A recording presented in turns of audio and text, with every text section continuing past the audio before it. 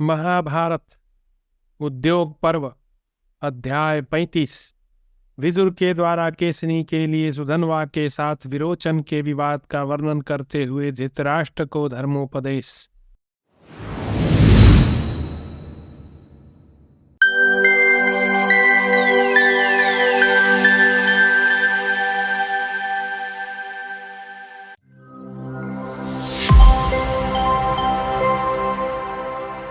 धृतराष्ट्र ने कहा, महाबुद्धे, तुम पुनः धर्म और अर्थ से युक्त बातें कहो। इन्हें सुनकर मुझे तृप्ति नहीं होती। इस विषय में तुम विलक्षण बातें कह रहे हो। विदुर जी बोले, राजन, जब तीर्थों में स्नान और सब प्राणियों के साथ कोमलता का बर्ताव, ये दोनों एक समान हैं, अथवा कोमलता के बर्ताव का विशेष महत्व है। विभो, आप अपने पुत्र कौरव, पांडव दोनों के साथ समान रूप से कोमलता का बर्ताव कीजिए। ऐसा करने से इस लोक में महान श्रेयस प्राप्त करके मरने के पश्चात लोक में आप स्वर्गलोक में जाएंगे। पुरुष श्रेष्ठ, इस लोक में जब तक मनुष्य की पावन कीर्ति का गान किया जाता है, तब तक वह स्वर्गलोक में प्रतिष्ठित होता है। इस विषय में उस प्राचीन इतिहास का उदाहरण दिया करते हैं, जिसमें केसिनी के लिए सुधन्वा के साथ विरोचन के विवाद का वर्णन है। महाराज धृतराष्ट्र, एक समय की बात है, केसनी नाम वाली एक अनुपम सुंदरी कन्या सर्वश्रेष्ठ पति को वरण करने की इच्छा से स्वयंवर सभा में उपस्थित हुई। उसी समय दैत्य कुमार विरोचन उसे प्राप्त करने की इच्छा से वहां आया। तब केसनी ने वहां दैत्यराज से इस प्रकार बातचीत की। केसनी बोली, विरोचन, ब्राह्मण श्रेष्ठ होते हैं या दैत्य? यदि ब्राह्मण श्रेष्ठ होते हैं तो सुधन्वा ब्राह्मण ही मेरी सैया पर क्यों न बैठे, अथवा मैं सुधन्वा से ही विवाह क्यों न करूं? विरोचन ने कहा, केसनी, हम प्रजापति की श्रेष्ठ संतानें हैं, अतः सबसे उत्तम है। यह सारा संसार हम लोगों का ही है। हमारे सामने देवता क्या है और ब्राह्मण कौन चीज है? केसनी बोली, विरोचन, इसी जगह हम दोनों प्रतीक्षा करें। कल प्रातःकाल सुधन्वा यहाँ आवेगा, फिर मैं तुम दोनों को एकत्र उपस्थित देखूंगी। विरोचन बोला, कल्याणी, तुम जैसा कहती हो वही करूंगा। वीरू, प्रातःकाल तुम मुझे और सुधन्वा को एक साथ उपस्थित देखोगी। विदुर जी कहते हैं, राजाओं में श्रेष्ठ धृतराष्ट्र, इसके बाद जब रात बीती और सूर्यमंडल का उदय हुआ, उस समय सुधन्वा उस स्थान पर आया जहाँ विरोचन केसनी के साथ उपस्थित था।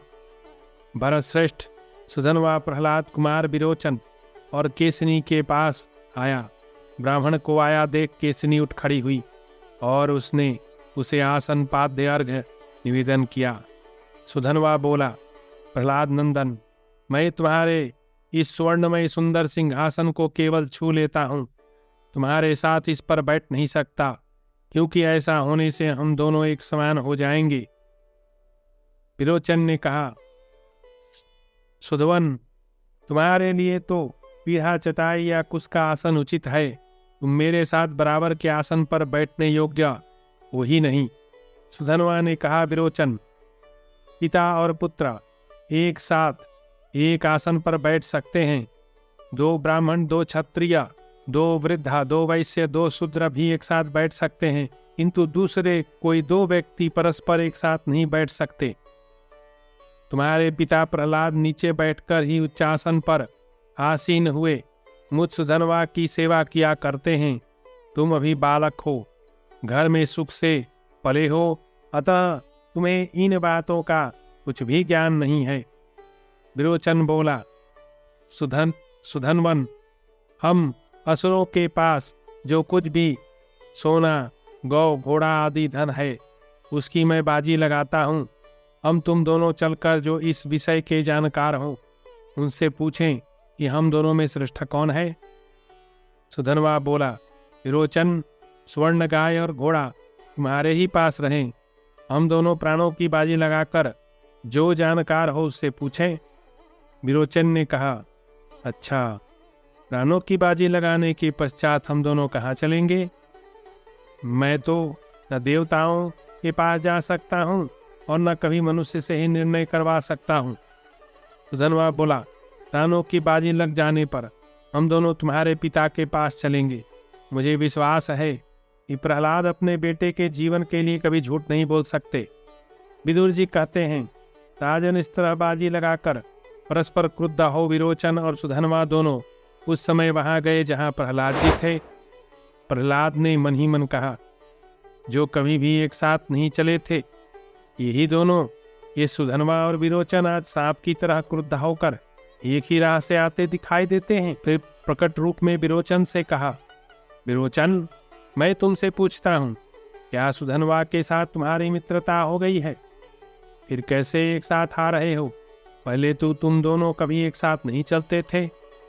विरोचन बोला, पिताजी, सुधनवा के साथ मेरी मित्रता नहीं हुई है। हम दोनों प्राणों की बाजी लगाए जा रहे हैं। मैं आपसे यथार्थ बात पूछता हूँ, मेरे प्रश्न का झूठा उत्तर न दीजिएगा। प्रहलाद ने कहा, सेवकों, सुधनवा के लिए जल और मधुपर्क भी लाओ। फिर सुधनवा से कहा, ब्राह्मण, तुम मेरे पूजनीय अतिथि हो। मैंने तुम्हें दान करने के लिए खूब मोटी ताजी सफेद गौ खरीद रखी है। सुधनवा बोला, प्रहलाद, जल और मधुपर्क तो मुझे मार्ग में मिल गया है। तुम तो जो मैं पूछ रहा हूं उस प्रश्न का ठीक ठीक उत्तर दो। ब्राह्मण श्रेष्ठ है अथवा विरोचन? प्रहलाद बोले, ब्राह्मण, मेरे एक ही पुत्र है और इधर तुम स्वयं उपस्थित हो। भला तुम दोनों के विवाद में मेरे जैसा मनुष्य कैसे निर्णय दे सकता है? सुधनवा बोला, मतिमन, तुम्हारे पास गौ था दूसरा जो कोई भी प्रिय धन हो, वह सब अपने औरस पुत्र विरोचन को दे दो, परंतु हम दोनों के विवाद में तो तुम ठीक ठीक उत्तर देना। प्रहलाद ने कहा, सुधनवन, अब मैं तुमसे बात पूछता हूँ, जो सत्य न बोले अथवा असत्य निर्णय करे, ऐसे दुष्ट वक्ता की क्या स्थिति होती है? सुधनवा बोला, सौत वाली स्त्री, जुए में हारे हुए जुआरी और भात ढोने से व्यथित शरीर वाले मनुष्य की रात में जो स्थिति होती है, वही स्थिति उल्टा न्याय देने वाले वक्ता की भी होती है। जो झूठा निर्णय देता है वह राजा नगर में कैद होकर बाहरी दरवाजे पर भूख का कष्ट उठाता हुआ बहुत से शत्रुओं को देखता है। अपने स्वार्थ के वशीभूत हो पशु के लिए झूठ बोलने से 5, गौ के लिए झूठ बोलने पर 10, घोड़े के लिए सत्य भाषण करने पर 100 पीढ़ियों को और मनुष्य के लिए झूठ बोलने पर 1000 पीढ़ियों को के लिए मनुष्य नरक में गिरता है। स्वर्ण के लिए झूठ बोलने वाला अपनी भूत और भविष्य सभी पीढ़ियों को नरक में गिराता है। पृथ्वी तथा स्त्री के लिए झूठ कहने वाला तो अपना सर्वनाश कर लेता है। इसलिए तुम भूमि या स्त्री के लिए कभी झूठ ना बोलना। प्रहलाद ने कहा, विरोचन, सुधनवा के पिता अंगिरा मुझसे श्रेष्ठ है। सुधनवा तुमसे श्रेष्ठ है, इसकी माता तुम्हारी माता से श्रेष्ठ है, अतः आज सुधनवा के द्वारा जीते गए। विरोचन, अब सुधनवा तुम्हारे प्राणों का स्वामी है। सुधनवन, अब यदि तुम दे दो तो मैं विरोचन को पाना चाहता हूँ। सुधनवा बोला, प्रहलाद, तुमने धर्म को ही स्वीकार किया, स्वार्थवश झूठ नहीं कहा, इसलिए अब तुम्हारे इस दुर्लभ पुत्र को मैं तुम्हें दे रहा हूँ। प्रहलाद, तुम्हारे इस पुत्र विरोचन को मैंने पुनः तुम्हें दे दिया, किंतु अब यह कुमारी केसनी के निकट चलकर मेरे पैर धोवे। विदुर जी कहते हैं, इसलिए राजेंद्र, आप पृथ्वी के लिए झूठ न बोले। बेटे के स्वार्थ व सच्ची बात न कहकर पुत्र और मंत्रियों के साथ विनाश के मुख में न जाएं। देवता लोग चरवाहों की तरह डंडा लेकर किसी का पहरा नहीं देते। वे जिसकी रक्षा करना चाहते हैं उसे उत्तम बुद्धि से युक्त कर देते हैं। मनुष्य जैसे जैसे कल्याण में मन लगाता है वैसे वैसे उसके सारे अभिष्ट सिद्ध होते हैं, इसमें तनिक भी संदेह नहीं है। कपटपूर्ण व्यवहार करने वाले मायावी को वेद पापों से मुक्त नहीं करते, किंतु जैसे पंख निकल आने पर चिड़ियों के बच्चे घोंसले छोड़ देते हैं, उसी प्रकार वेद भी अंतकाल में उस मायावी को त्याग देते हैं। शराब पीना, कलह, समूह के साथ बैर, पति पत्नी में भेद पैदा करना, कुटुंब वालों में भेद बुद्धि उत्पन्न करना, राजा के साथ द्वेष, स्त्री और पुरुष में विवाद और बुरे रास्ते, ये सब त्याग देने योग्य बताए गए हैं। हस्तरेखा देखने वाला, चोरी करके व्यापार करने वाला, जुआरी, वैद्य, शत्रु, मित्र और नर्तक, इन सातों को कभी भी गवाह न बनावें। आदर के साथ अग्निहोत्र, आदर पूर्वक मौन का पालन, आदर पूर्वक स्वाध्याय, आदर के साथ यज्ञ का अनुष्ठान, ये 4 कर्म भय को दूर करने वाला है। किंतु यही यदि ठीक तरह से संपादित न हो तो भय प्रदान करने वाला होता है। घर में आग लगाने वाला, विष देने वाला, जारद संतान की कमाई खाने वाला, सोमरस बेचने वाला, शस्त्र बनाने वाला, चुगली करने वाला, मित्रद्रोही, पर स्त्री लंपट, गर्भ की हत्या करने वाला, गुरु स्त्रीगामी, ब्राह्मण होकर शराब पीने वाला, अधिक तीखे स्वभाव वाला, कौवे की तरह काएं काएं करने वाला, नास्तिक, वेद की निंदा करने वाला, ग्राम पुरोहित, व्रात्य, क्रूर था, शक्तिमान होते हुए भी मेरी रक्षा करो, इस प्रकार कहने वाला, शरणागत का जो वध करता है, ये सब के सब ब्रह्म हत्यारों के समान है। जलती हुई आग से स्वर्ण की पहचान होती है, सदाचार से सत्पुरुष की, व्यवहार से श्रेष्ठ पुरुष की, भय प्राप्त होने पर सूर्य की, आर्थिक कठिनाई में धीर की और कठिन आपत्ति में शत्रु एवं मित्र की परीक्षा होती है। बुढ़ापा रूप को, आशा धीरता को, मृत्यु प्राणों को, असूया गुणों में दोष देखने का स्वभाव, धर्माचरण को, क्रोध लक्ष्मी को, नीच पुरुष की सेवा सद्भाव को, काम लज्जा को और अभिमान सर्वस्व को नष्ट कर देता है। शुभ कर्मों से लक्ष्मी की उत्पत्ति होती है, प्रगल्भता से वह बढ़ती है, चतुरता से जड़ जमा लेती है और संयम से सुरक्षित रहती है। 8 गुण पुरुष की शोभा बढ़ाते हैं, बुद्धि, कुलीनता, दम, शास्त्र ज्ञान, पराक्रम, बहुत न बोलना, यथाशक्ति दान देना और कृतज्ञ होना। तात एक गुण ऐसा है जो इन सभी महत्वपूर्ण गुणों पर हठात अधिकार जमा लेता है। जिस समय राजा किसी मनुष्य का सत्कार करता है, उस समय यह एक ही गुण सभी गुणों से बढ़कर शोभा पाता है। राजन, मनुष्य लोक में 8 गुण स्वर्गलोक का दर्शन कराने वाले, इनमें से 4 तो संतों के साथ नित्य संबंध है, उनमें सदा विद्यमान रहते हैं और 4 का सज्जन पुरुष अनुसरण करते हैं। यज्ञ, दान, शास्त्रों का अध्ययन और तप, ये 4 सज्जनों के साथ नित्य संबंध है और इंद्रिय निग्रह, सत्य, सरलता, उमलता, इन 4 का संत लोग अनुसरण करते हैं। यज्ञ, अध्ययन, दान, तप, सत्य, क्षमा, दया, निर्लोभता, ये धर्म के 8 प्रकार के मार्ग बताए गए हैं। इनमें से पहले 4 का तो कोई दंभी पुरुष भी दम्भ के लिए सेवन कर सकता है, परंतु अंतिम 4 तो जो महात्मा नहीं है उनमें रह ही नहीं सकते। जिस सभा में बड़े बूढ़े नहीं वह सभा नहीं, जो धर्म की बात न कहे वे बूढ़े नहीं, जिनमें सत्य नहीं वह धर्म नहीं, और जो कपट से पूर्ण है वह सत्य नहीं। सत्य, विनय की मुद्रा, शास्त्र ज्ञान, विद्या, कुलीनता, शील, बल, धन, शूरता और चमत्कार पूर्ण बात कहना, ये 10 स्वर्ग के हेतु है। पाप कीर्ति वाला निंदित मनुष्य पापाचरण करता हुआ पाप के फल को प्राप्त करता है। पुण्य कीर्ति वाला मनुष्य पुण्य करता हुआ अत्यंत पुण्य फल का भागी करता है। इसलिए प्रशंसित व्रत का आचरण करने वाले पुरुष को पाप नहीं करना चाहिए, क्योंकि बराबर किया हुआ पाप बुद्धि को नष्ट कर देता है। जिसकी बुद्धि नष्ट हो जाती है वह मनुष्य सदा पाप ही करता है। इसी प्रकार बार बार किया हुआ पुण्य बुद्धि को बढ़ाता है। जिसकी बुद्धि बढ़ जाती है वह मनुष्य सदा पुण्य करता है।